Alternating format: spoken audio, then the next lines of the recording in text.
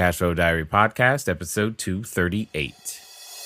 Welcome to yet another exciting episode of the Cashflow Diary podcast, the podcast that teaches you insider tips, tactics, and strategies for creating leverage streams of cash flow into your life. Learn from top-performing entrepreneurs, business owners, investors, and thought leaders from across the globe as they share their secrets to success. Like what you learn on this and other Cashflow Diary podcast episodes? Go to learninvestingnow.com and sign up to receive powerful tips and information that will help you succeed as an entrepreneur and investor. Now, here's your host, investor, entrepreneur, business owner, educator, speaker, author, and master facilitator of Robert Kiyosaki's cash flow game, Jay Massey. Hey guys, gals, how you doing? Hopefully you have been tuning in to the series that we have been doing. My name is Jay Massey, and I'm glad that you're here. We are going to continue that series with the third installment. If you haven't listened to the first two, you probably want to go back just a couple of episodes, pick those up. It won't take you that long. These episodes have been on the shorter side for sure, hopefully giving you the foundation that you need to go out there and actually make this year right now, your next goal happen. And that's kind of the goal. That's kind of the goal. This can be that time when, you're thinking about things to let go of. You're thinking about the past. What happened last year that I never want to happen again? And what do I want to happen this year that has never happened before? And who am I going to have to become in order to make that stuff happen? And that's kind of what we are talking about right now, is letting go of those things that could be in the way. We've been talking about 8 things to give up. That's right. 8 things to give up. They are, again, doubting yourself, negative thinking, fear of failure, criticizing others, negative self-talk, procrastination, fear of success, and people pleasing. So today we're going to be talking about the fear of failure, the fear of failure. Now, let's get something straight. I know that, especially, because I can remember when I was back in writing those first offers on properties, I was afraid, to say the least. And I will say this, in your career, as you continue to go through things, when you are purchasing, is most of the time is when you feel the fear, and most of the other emotion you're eventually going to run into is greed. So when you're buying, you typically feel afraid and fear, that anxiety that you're very familiar with. And on the selling side is when you are tempted with the greed and that stuff as well. So you're going to have those emotions. I want to get something very, very clear from the beginning. I'm okay with feeling the feelings of fear, especially as they're connected, to failure. But what I'm hoping is that we can together give up, let go, release, and by the way, I hereby grant you permission to respond differently to these familiar feelings. That's really what I'm talking about here. To do any work to actually believe that you could somehow eliminate fear or failure, let alone the fear of failure, and that's what it's going to take for you to make progress. Like you're going to steel yourself against those emotions. You're never going to feel them. And therefore, when I never feel those things, that's when I'm going to be able to move forward. To set that up as an expectation would just be, in my opinion, ludicrous. It's just not going to happen. However, that doesn't mean it should stop you, because that's really the challenge. Not that you feel feelings of fear, not that we feel these feelings, not that we've had failure or what I like to call failure events, because, failure is just usually an undesired, unintended outcome. It's not you. All right. You wrote the offer and they said no. That's usually an undesired, unintended outcome, but that doesn't mean you are a failure. You asked somebody to invest with you. You tried to raise capital. You went to a bank maybe to get a loan. Whatever you did, and it feels like it's failure. Well, the very thing that must come you must learn, we all learn to develop is perseverance. And that only comes from failure or suffering. That's what it comes from. It is developed by learning how to fail successfully. And unfortunately, I've said this before, I say again, we've not been taught how to fail. We don't understand its benefits. We don't understand how to respond to it. We're often taught, especially in our educational systems, again, across the world and globe, that we got to get it right. We got to get it right the first time, and we got to do it with no help. And the thing is that's just not the way learning occurs. When you learned to walk, you failed. When you learned to tie a shoe, you failed. You learned through failing. And you felt feelings of fear, especially if you were trying to tie your shoe and you knew your parents were still leaving and they were going to leave, whether or not you were like, oh my gosh. But that didn't stop you from tying your shoe. You were a very brave little tyke then. And you're still that brave person. It's there. It's just that now in our heads, we're like, oh my God, the stakes are so much more and all this and, stuff we add on top of it. But if I get this deal, oh, grace, I could quit my job. And that's true. That's awesome. And I want that. Yet, in order to become that person who's capable of handling those responsibilities, you got to learn how to fail. Fortunately, for those of you who have been athletes, I think you guys, especially you pro athletes out there, you guys have a unique advantage. Pro, college, semi-pro, and, or maybe just really, really good intramurals, whatever. You got a really, really, really strong ability, or musicians. I would say this for those as well, is you guys have learned how to fail because you first learned how to practice. And you were okay with practicing because you knew when you were practicing it wasn't supposed to be perfect because that wasn't game time. You were okay with that, and you went through that. You gave your best and didn't come in first place. You didn't get first chair. You didn't get the gold medal. But yet you still got up the next day and practice so that you could get better and make improvement and increase your skill. I mean, in track, they always talk about your personal best, in swimming and many sports. What's your personal record? Yeah, the world record is there, but what's the personal record? What's your American record? Your country record? What is that? That's good, but what's your personal record? Is this your personal best? The way to get to what we're all desiring is through failure and failure events. And being afraid of it is fine.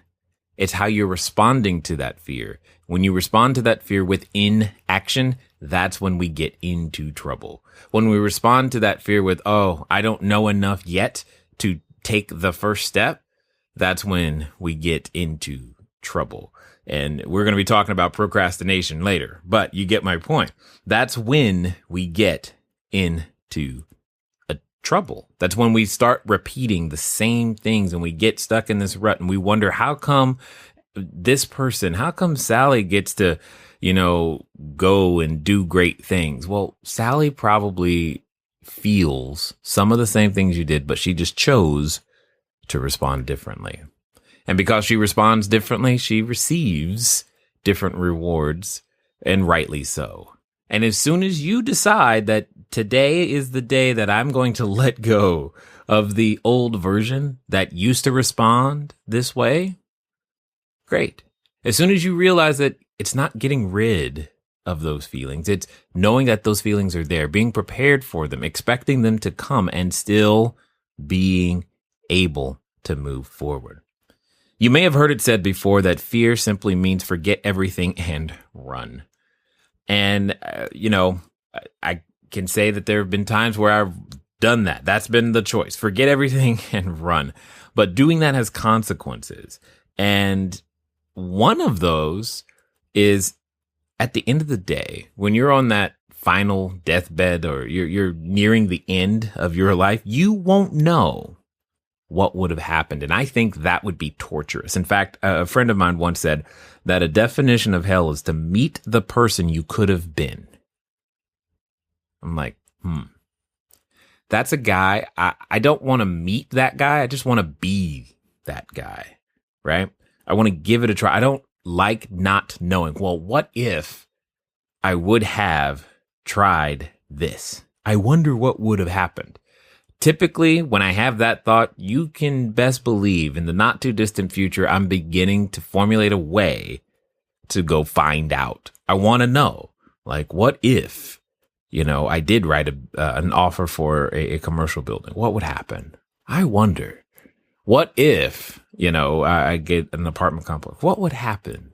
Well, there's only one way I'm going to know. I can guess. I can try to get it perfect and, before I start, but that's not going to happen. So I might as well just start. And, if you've ever taken the Colby test ever, there's one of the values is called quick start.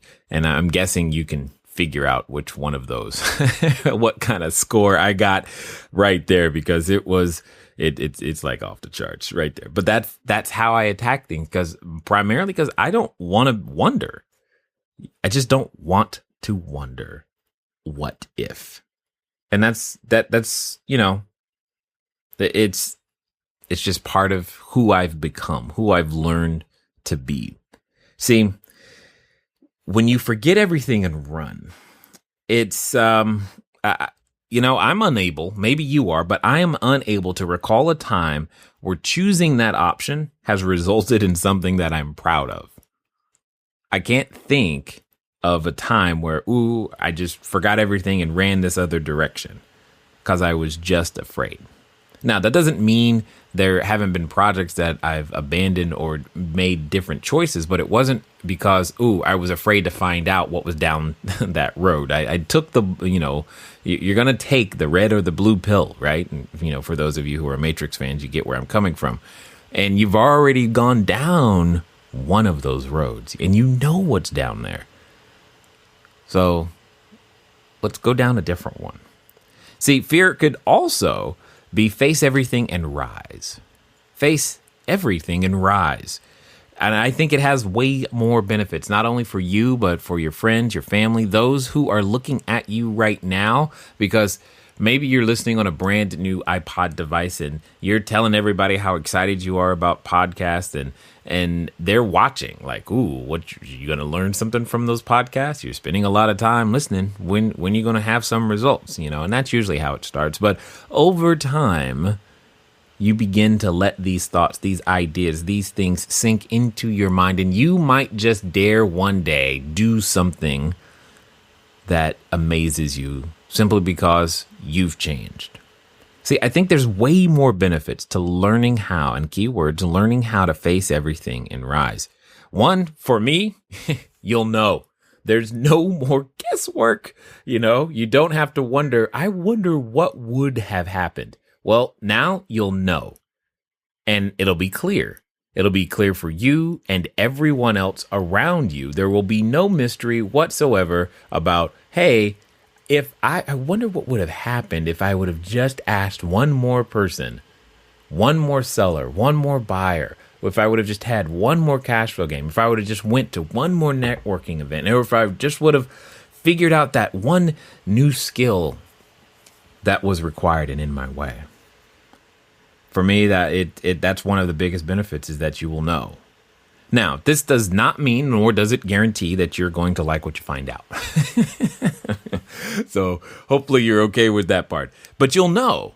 You may not like what you find out. You may go out there and realize that you're absolutely horrible at public speaking. You're absolutely horrible at sales. You're absolutely horrible at all of the skill sets required for you to make your dream come true. But guess what? That's okay. Everybody starts there.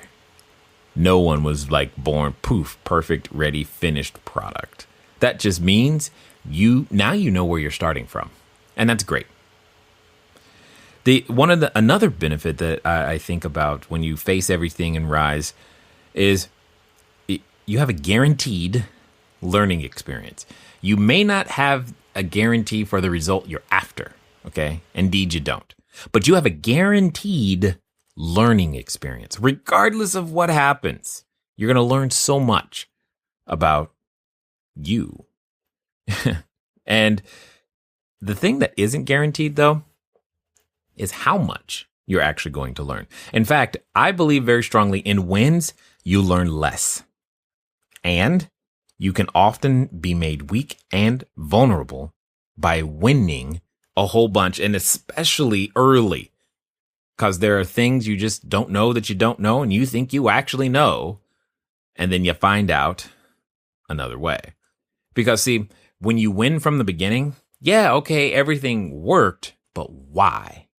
Because see, one day it may not work, and you find yourself living in fear of it breaking or going away. You're like, it's working, but I don't know why, and I'm just afraid it's going to go away one day. Boom, done. You could actually be unsure of how to get it back if it did disappear. You're just not calm. You can't respond to marketplace conditions, and you're just like, if it goes away, I'm done. Because I don't know how to build it back. I don't know what steps to do. Step 1, step 2, step 3, step 4, And winning can be a challenge from that particular perspective. See, I believe strongly that learning from losses improves your future chances at not only winning once, but winning consistently. And, guys, we talk about all forms of cash flow around here, right? Obviously, we do real estate, but you guys have probably figured out by now that we have membership and we do online stuff. And that wasn't something I grew up one day saying, hey, I'm going to, help people online. I didn't know that. And here's the thing I will say is that regardless of your business, whether it is real estate, dry cleaners, bed and breakfast, music, I don't care. You're going to need to tackle this online marketing thing. You're going to have to understand it, if nothing else. You may not be the one implementing it, although I would strongly recommend that for most of you, is that you are the one implementing, especially if you're just starting out, especially if you're still small. But you're going to have to learn it. You're going to have to learn all of these things, and just like everybody else did, because I've had to learn. And I mean, I was like, what's an opt-in page? And I remember some of my first ones, if they barely got a 20% conversion ratio. For those of you who don't know, that's not really good. And, today we've got some that do 40 to 70%. We've done some amazing things, but that was because we failed at the beginning. Now, the outcome wasn't just to make an opt-in page. It was to help a person, understand deeper real estate techniques. The outcome was to help look for and recruit, team members or find investors. Well, okay, but the first hurdle was like, what's an opt-in page? And then you got, email autoresponder. How do you use one of those things? And what's that about? And I didn't want to spend $1. Why do I need to spend any money for this stuff? I mean, here's the thing. It's really interesting to think about today is that the first 6 months of trying to do stuff to spread the message and make sure that we could build a list and have buyers, sellers, investors at the ready, we barely had 600 people on the list. Barely. And it's not like I wasn't giving it my all. I just had to grow and become the person that I needed to be. Because I didn't want to build something where I was dependent on someone else. Now, that can be a shortcut.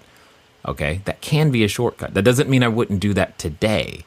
It just means when it's learning the skill set, there are some skill sets that you should take the time to learn. For example, I'm not going to go learn to be a CFO or do all the accounting stuff, because that would just not be for me at all. There are some skill sets that you should stay somewhat ignorant on, but others that are critical to your business, and sales and marketing is critical to your business. Well, now, the first 6 months, 600 people on the list. Now we do double that plus more in a week, because we now know how to do that. We had to learn. We had to fail our way forward. And I promise you, it wasn't quick. All right. Because your business, whatever it is, real estate, otherwise, it requires marketing and more people to know about what you do, because without it, your business will perish, guys. I mean, I know you're thinking, because I think about this a lot, if my tenant just never leaves, then I don't have to worry about it. Well, that's true, except at some point, even if they never move out, they will they're not guaranteed to live forever. And then I have a vacancy and I need a new tenant. And guess what? That's going to be required. This whole marketing thing. Now, I'm not trying to be morbid or anything. I'm just trying to underscore the point is that when you're learning something new, you're supposed to fail at first.